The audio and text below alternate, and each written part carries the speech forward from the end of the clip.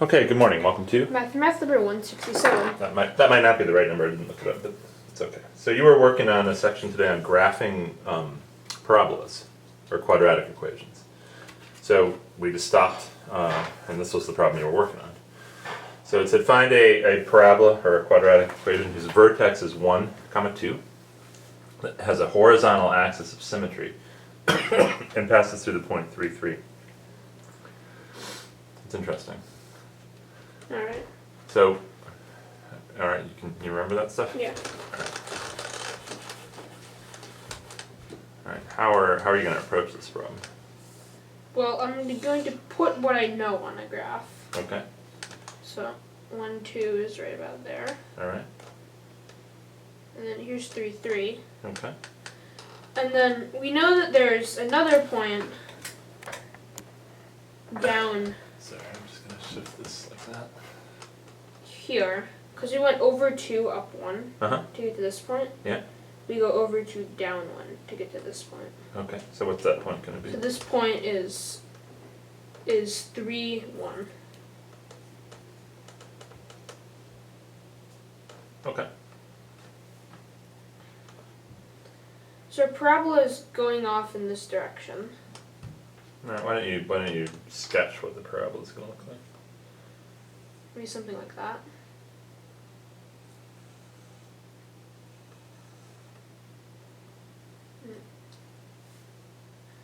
Well, let me ask you a question about the sketch first. You kind of have it curling back up over here. So that it doesn't, it keeps sort of going out Down like that. So, okay. So you think it will cross the x-axis at some point? at one point, yeah. Okay.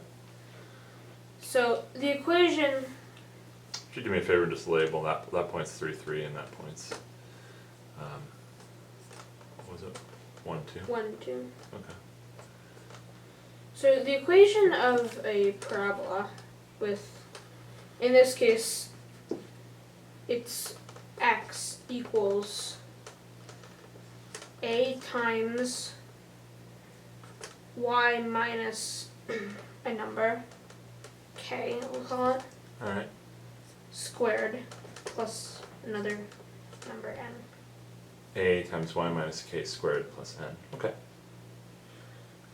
And in this formula, the vertice of our quadratic is the point n comma k. Ah. Okay. So that means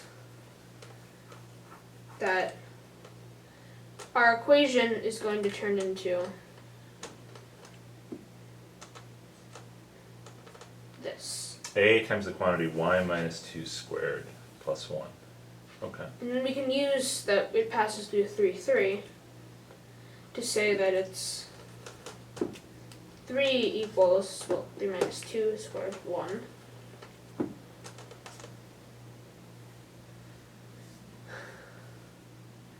So 3 is a plus 1. So a is 2. Okay. So our equation, Why don't you, I'll give you a little bit of room to write up here. Why don't you write it up there? our equation is x equals 2 times x minus 2 squared plus 1. Almost. So there's one tiny little mistake in that equation.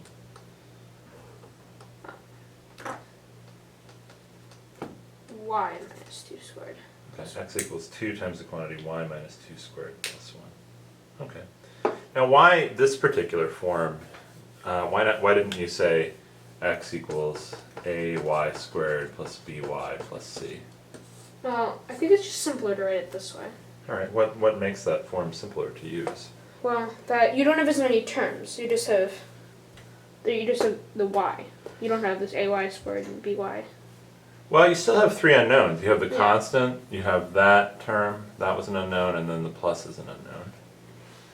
So it's just like y minus 2 squared. Once you find a value for y, it's easier to figure out what this is than what that is. Okay. What's the process for going from an equation that looks like this to an equation that looks like that? Do you remember what that's It's called? completing the square. Completing the square. Okay. All right. Hey, good work this morning. This is I think this is pretty new material. I don't remember covering this before. Is this new? Yeah, pretty new. Okay. All right. Good work this morning.